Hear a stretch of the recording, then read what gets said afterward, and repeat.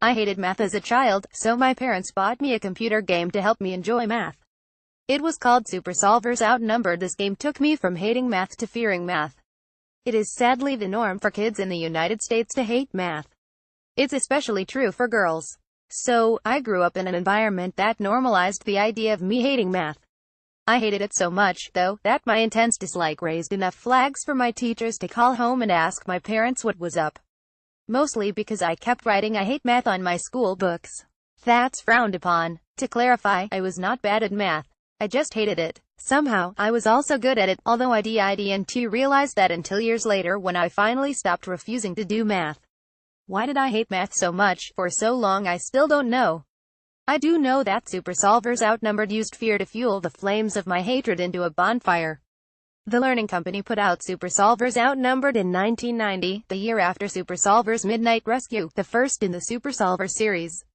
Both games star a sleuth who cuts a far from stealthy profile in a bright red cap and shoes, a neon green windbreaker, and yellow shorts. As a kid playing this game, I thought I was a fool for finding it scary. As an adult, I can see all the hallmarks of horror here. Sure, the sleuth wears a garish outfit, but the game still has low lighting, creepy music, and angry enemies. I think Outnumbered wanted to make math feel like a noir thriller, but instead, the game crept too far into the darkness. The opening moments of Outnumbered treat the player to show-don't-tell environmental storytelling that puts Super Metroid to shame. Just kidding, the game throws two full screens of expository text at the player about the Master of Mischief, who has taken over a local TV station for no stated reason and has cleverly placed several math problems that, if solved, guide our hero to his secret hideout. Also, the TV station has been overrun with the Master of Mischief's evil robot henchmen. As the sleuth walks up the starlit path to the front entrance of the television station, a beam surges out from the TV tower. This beam strikes the sleuth's handheld remote, turning it into a zapper that can kill or disorient enemies. You'll need a weapon in here, because these evil robots are going to try to hurt you, force you to do math, or both in that order. First, though, the sleuth runs into a disaffected TV station worker who must have let the Master of Mischief inside and couldn't care less. This employee also can't be bothered to turn on most of the lights in the building, or turn off the ominous chiptune rendition of Mozart's 40th Symphony that plays in every hallway. The song's minor key, as well as its too fast, too precise pacing, underscores Outnumbered's unnerving vibe. As an adult, I don't find the game's TV-shaped robot to be scary. The reaction time required to hit the robot before it hits you feels easy now, much like all those math problems turned out to be. But I can't blame my elementary school self for finding this alienating.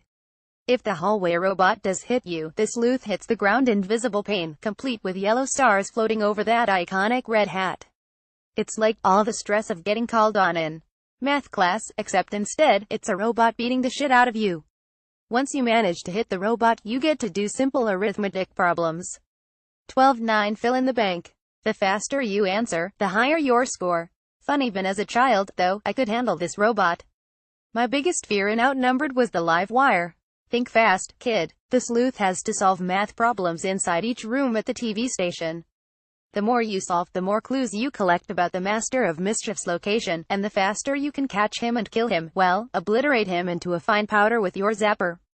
You have to go in and out of a lot of rooms to beat this game. Sometimes, when the sleuth walks into a room, the live wire is in there, waiting. The live wire is an extension cord that whirls along the floor to attack you. Outnumbered's math puzzles are let down. They're too confusing and also too easy at the same time.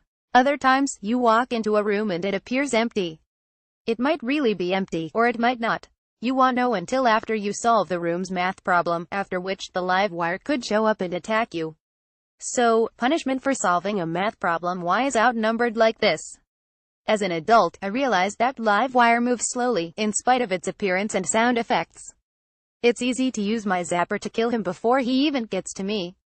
But as a kid, I was too terrified to even go into rooms. I never beat the game as a kid. I now have as an adult. This past weekend, I solved problems, outsmarted robots, obliterated every live wire, and beat Outnumbered. I murdered the Master of Mischief. I exorcised this game from my nightmares.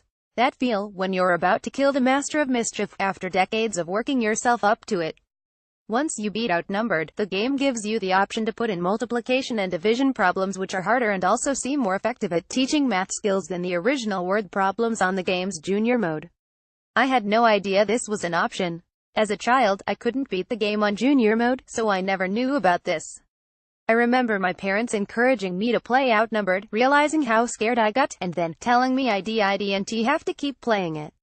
I asked my parents if they remembered the game, but they didn't until I showed them a video of it. My memory of this game was that you wouldn't play it, my dad told me. Not much more than that. My mom affirmed that they got it so you could hopefully enjoy the math part. After watching a video, she agreed that it's not a very good game. It's just word problems or quick drill math facts with nothing clever to go along with it, as far as I can tell. And I agree that the live wire is scary for little kids. Soon, the conversation devolved into memories of the educational games that had actually been a hit for our family, from Oregon Trail to Number Munchers. My mom asked me to look into the current landscape of educational games, theorizing that they'd all be much better now. Sadly, the edutainment genre dropped off significantly after 1999. One contemporary math game that I did enjoy is The Counting Kingdom, an indie game for iOS where you count monsters. It's not scary, despite the monster theme. It's cute enough that perhaps it could have softened my childhood disdain for math.